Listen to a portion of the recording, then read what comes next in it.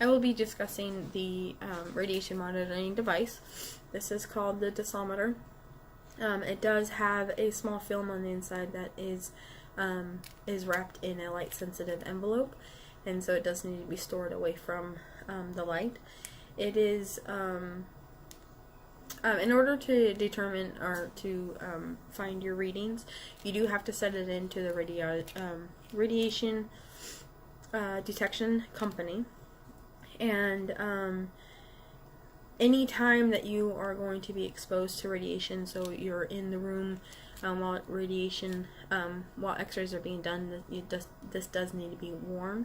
It does need to be on the outside of your x-ray gown and at your thyroid level. As far as the levels of radiation annually in a veterinary clinic, a staff cannot go above 5,000 millirems. And so once we send in the decilometers to the company, they will give this annual report. I'll get a little close up. This is the annual report for one of the staff members. On here it is saying these ones are read quarterly, so this was for the first quarter. It says that her current dose is there's deep, I, and shallow, so her levels are 23, 22, and 21. And then because this was the first quarter, her dose this year were the same thing, 23, 22, and 21. So she is below the obviously so far at the beginning of the year, she is below the max that any veterinary staff can reach. The x-ray protection or personal protection equipment that we have or that is available is you have the gown. Usually comes with a thyroid shield. There's gloves, and then we don't have it here at the clinic, but there are glasses or goggles that you can wear to protect your eyes. So now I will examine the personal protection equipment and make sure there's no damages. So because they do have a lead liner, they do need to be hung up or laid flat. They cannot be bent or folded. So you will go through, checking for any noticeable cracks or damages to the apron, to the thyroid shield. You will look all along the front.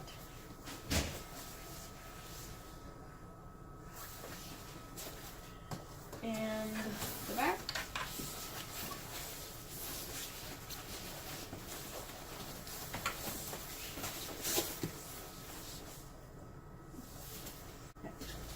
Then you will examine the gloves as well, checking for any cracks, any breaks.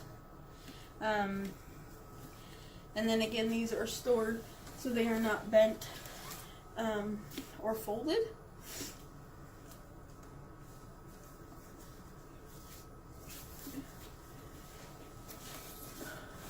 And then as far as, because you cannot visualize the lead on the inside, we do x-ray them. As far as the gowns, they are done every 6 months, and then the gloves are done every 12 months. And from the x-ray you can tell if there is any damage to the lead. So then I'll go ahead and put on the personal protection equipment, or the PPE. So just make sure, and again, try to hold it as flat as possible. You have the upper strap here attached, and then you have two pieces that wrap around your back and then adhere here with Velcro. And then you have your thyroid shield.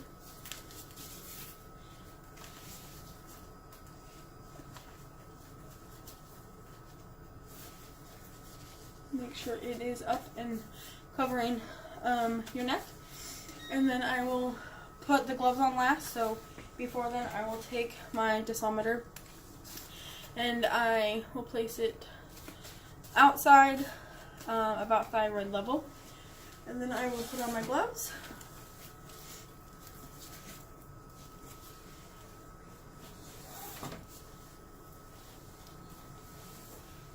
And now I am ready to take an x-ray. There are 3 different types of methods of restraint. The first one obviously is physical, so when you have to physically hold down the animal, which we try to do as little as possible, therefore reducing your risk to radiation. There is chemical, so under anesthesia, and then there is restraining devices. So you have your rope, your sandbags, anything that can physically hold down the animal for you when they are not anesthetized. And then 3 positioning aids that are used in our radiology is the thoracic positioner. Ours is foam. We have the foam pads, and then we do have gauze that we can use to pull out, like extend an arm. Physical protective barriers that can be utilized in radiology suite other than the personal protective equipment. One is just distance. We do have walls. The wall behind me here does have double sheetrock to help prevent any kind of radiation. We do have the shield here. So for anybody who does have to be in the x-ray room at the time, they can stand behind this shield and then not be exposed to the radiation from this. Obviously, the further away from the primary beam, the safer you are. And there's a law that the intensity of the beam actually decreases by 1/4 if you can double your distance between the primary beam and yourself. So if you are able to restrain the animal, not physically, and be able to step away, the amount of radiation that will reach you is going to be decreased. So any of this protective equipment behind me, the hand gloves, none of them protect you against the primary beam. It is just protection against scatter radiation, because you just want to limit any exposure you have to the radiation. So unless you are physically helping either restrain the animal, then you don't need to be in here, because every exposure that you get from radiation does stay within your body. Animals typically don't live the length of time to get the full effects of radiation exposure. However, we do. So as long as we can do the best x-ray in the shortest amount of time on the first try, is best for ourselves, and therefore best for the animal as well. When you are exposed to radiation, it does stay within your body, it does not exit it. So it can either go into your body, pass through cells damaging them. It can pass through the cells, damage them, but they are repairable. It can go through the cells, damage them that are not repairable, and then obviously they can go through cells and kill them. As somebody being exposed to radiation, there are you don't necessarily see the effects of it. Your next generation will. So particularly when your sperm or your eggs are exposed to radiation. And so that's why anybody under the age of 18, we just try to, they're not allowed or restricted because they are at higher risk, mostly because they're younger and still more likely to reproduce. And so then their offspring may see the effects of their exposure of radiation. And then as far as pregnant women, the first trimester, the fetus is the most affected by any radiation. So just make sure and speak with your doctor, and then make sure that the hospital does have a protocol for you taking x-rays and then your exposure. So I'm going to go ahead and pull up the animal, the cat that we are doing the radius ulna x-ray on, and entering the charge, so then it'll pull up on our x-ray machine in the back. And there it is. And we'll go check to make sure it did process through. Go ahead and pull up the x-rays for Ford. Make sure that they are processed through. Network. There he is. add our view. So we have the domestic forelimb, feline, CC, which is cranial-caudal radius ulna. Okay, and then we can go ahead and grab our film. So I'm going to go ahead and use the calipers to measure. For this one, we are doing the cranial-caudal radius ulna. So we're going to go ahead and measure mid-shaft. And we're using 3 centimeters. 3 centimeters for extremity, 58 kVp, 100 and 120 of a second. So, adjust my machine here. Do 120 of a second. Just double check. 100 and 58. So we'll go ahead and do 60. Okay. So we only have one size cassette, and because the arm is less than 10 centimeters, we are doing tabletop, and so we need to make sure and collimate down as far as we can to only get the portion of the leg that we want. We are going to go ahead and use the gauze as part of our restraint. I'm going to apply it now before I put my gloves on. Hey, buddy. Let's go ahead and put it right here by the carpal joint. Tighten it down there. Okay. Get my pedal ready. Extend the arm as much as I can. Stay. X-ray.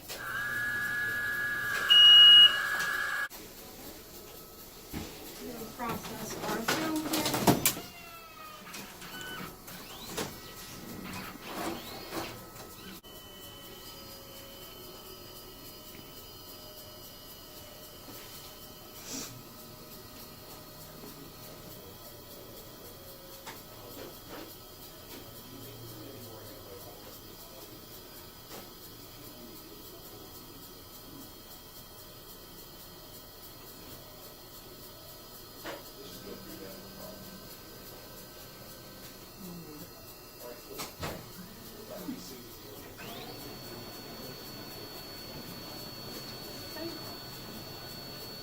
We'll go ahead and place our markers here. Okay, so for our system, we have it as AP. So just make sure and put that in there. And then this is the right leg. And there we go. So I'm going to go ahead and add a charge for our patient so we can start taking the x-rays. So I will go ahead and pull up the patient.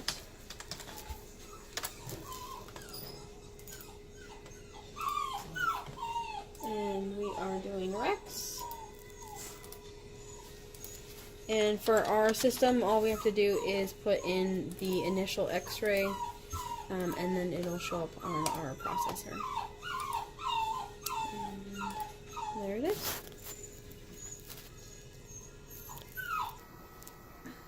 Okay, so I'm going to go ahead and pull up the x-rays on our machine here. So here is our patient. And then we'll create which x-rays we are taking. And for him, we are doing a thorax and a VD. And I'm going to go ahead and use the calipers and measure for the VD thorax view that we're going to do. So we're going to go ahead and go at the caudal end of the scapula, which ends up being the widest part of the chest, and we're at 26 centimeters. So we'll go to our chart over here, and we have 26, we have the thorax, 26, we have a KVP of 120, MA 300, and time of 120. So we'll go over here.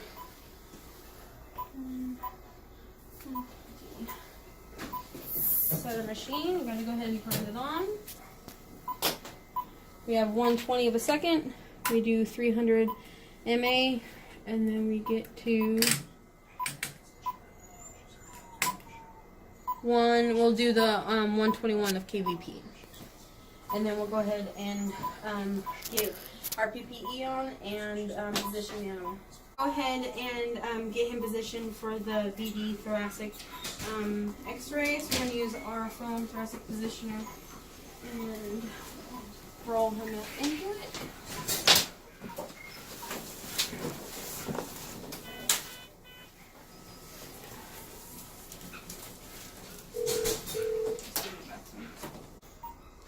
Okay, so we only have one size cassette. So, and then we'll just make sure we have a marker here that goes towards the head. Put it in the tray. So you want to go from the last rib to the thoracic inlet.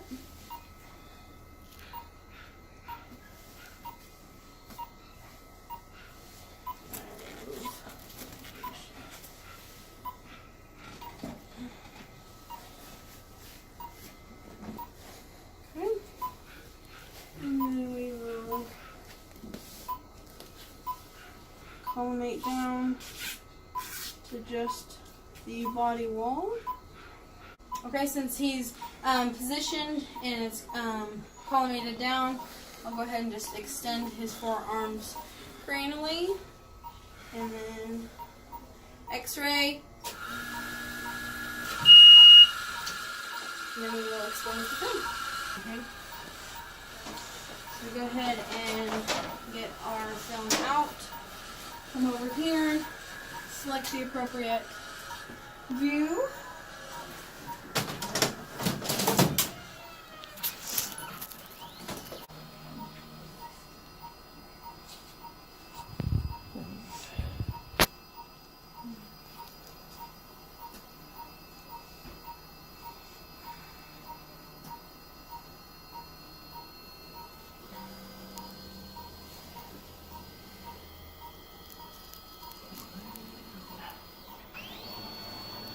We'll go ahead and put our markers on. Right, DD, and okay. And then since we will also be doing the pelvis x-ray on him, I will add that as well. So we do pelvis, canine, VD, pelvis, and okay. And those our two x-rays are set up. So we're going to go ahead and get him in position so we can measure the pelvis for the VD pelvic x-ray. So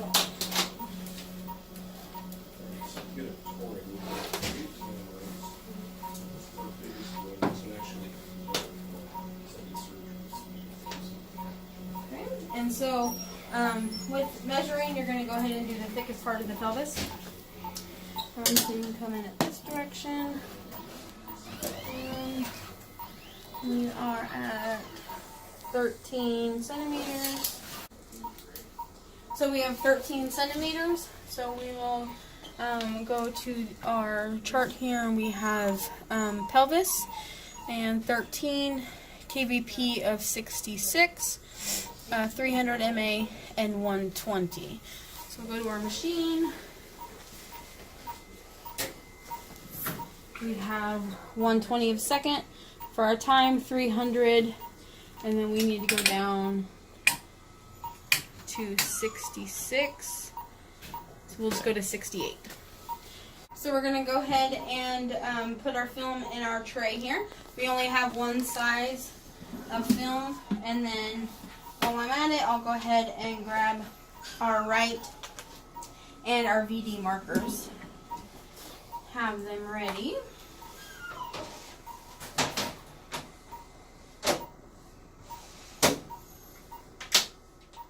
Turn on our machine, and then we can collimate down. So for this one, we're going to be getting just the tip of the ilium and collimate down. So we want to make sure we're getting just distal to the stifle. So we'll adjust this one in just a little bit. Our markers sideways so they're visible in the light. And then we do have tied restraints here to help keep him on his back and aligned with his pelvis. So.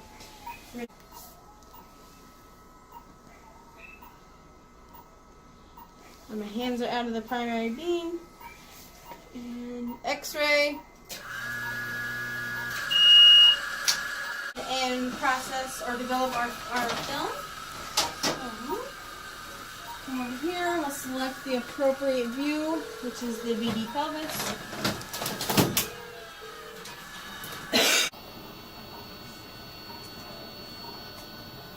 Alright, so there we can see the top of the ilium, and then we are distal of the stifles, and our markers are visible.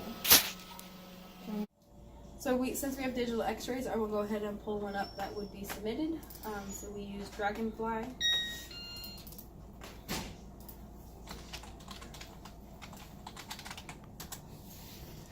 And then you will go up in the search thing. This is the last name. These are any of the Simmons dogs that have had x-rays. I will pull up Lexi's. And now here are the x-rays for this session. We're doing a contrast study today. We do have barium as our medium. I'm going to be trying to give at least 10 mils to her initially, and then see how she handles it. We have to give a total of 80 mils at 20%. So just make sure that you're giving it slowly, giving her a chance to swallow, reducing the risk of her getting any barium on her or aspirating into the lungs. There we go.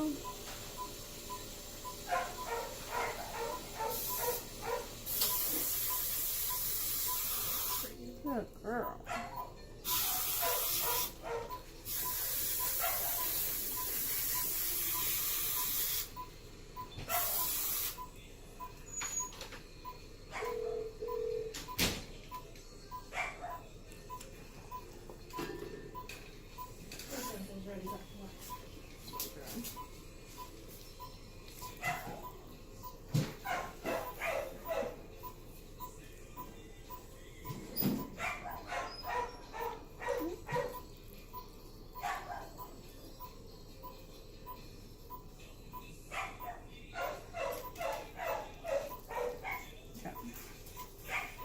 We're taking the 15-minute series. Oh, so we'll go ahead and lay her on a right lateral. Okay, baby girl. Good girl. And then I will have my assistant here extend her front legs forward. I will hold the back legs. Turn on our light here.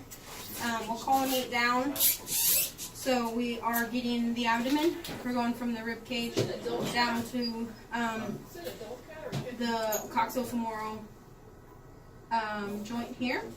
And then we're going to collimate down as much as we can from the dorsal ventral side. And now we're taking an x-ray. X-ray. So we go ahead, we have the films here in the digital processor. So we go ahead and wait for it to come up on the screen.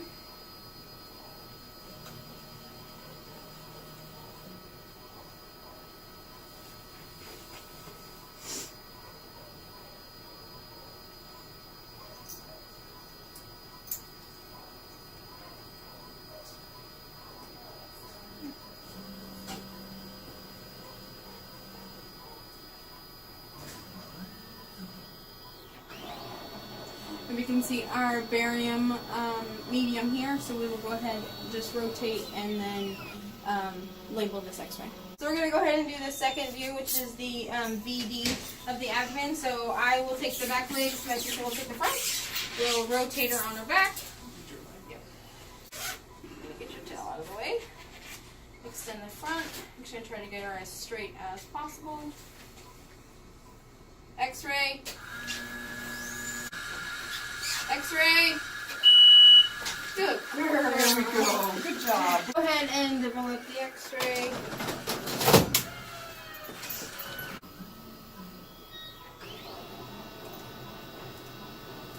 There it is. See the barium medium, and then we'll just go ahead and label it. And then put a timer for another 15 minutes.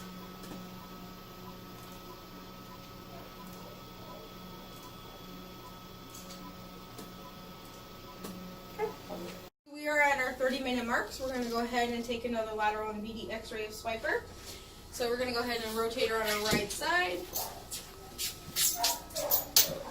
My assistant will pull the front legs forward, and I will take the back legs straight back. We will make sure and collimate down.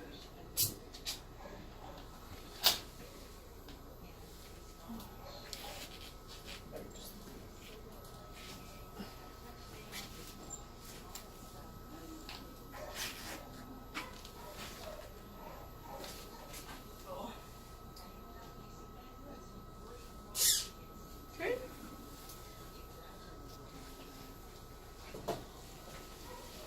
X-ray. Oh, she is okay, baby girl. Make sure she's positioned properly. Move it down this way a little bit. X-ray. Wait. You're okay. You're okay. Good girl. Good girl. X-ray. Good girl. Good girl. Can you pause it? Yeah. So we're gonna go ahead and develop the film here.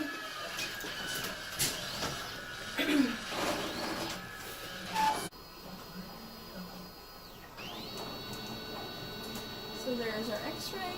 We'll rotate it and see the barium medium is moving down. So we will wait.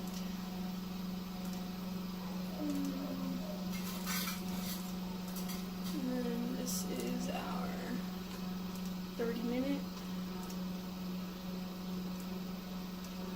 And then we'll set another timer for half an hour. For my contrast study, I used a barium sulfate suspension. For this particular study, it is preferred the animal be fasted 24 to 48 hours in advance and have an enema the night before and the day of the procedure. The barium suspension is typically 5 to 13 mils per kilogram. And then once you get your desired amount calculated out, you do have to take a survey radiograph of the animal, a lateral and a VD, to make sure that your settings are correct. Then when you administer the barium suspension, you will protect yourself and the animal, usually with a towel or an apron on yourself, so then none of the solution is getting on yourself or the animal. You will administer the barium suspension as quickly as possible without having the animal aspirate it into the lungs. This will ensure that your first view, most of the suspension is still in the stomach. So once all the suspension is administered, you will take your 0-time radiograph, lateral and a VD, and then set a timer, and you will take another lateral and VD at 30 minutes, at 45 minutes. No.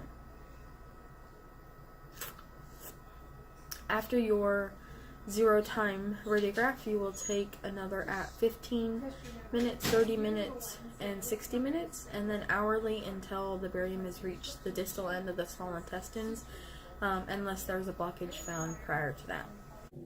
Hi, my name is Jennifer Arnott, licensed veterinary technician with the Animal Hospital of Parkland, preceptor for Jessica Mace for the radiology program.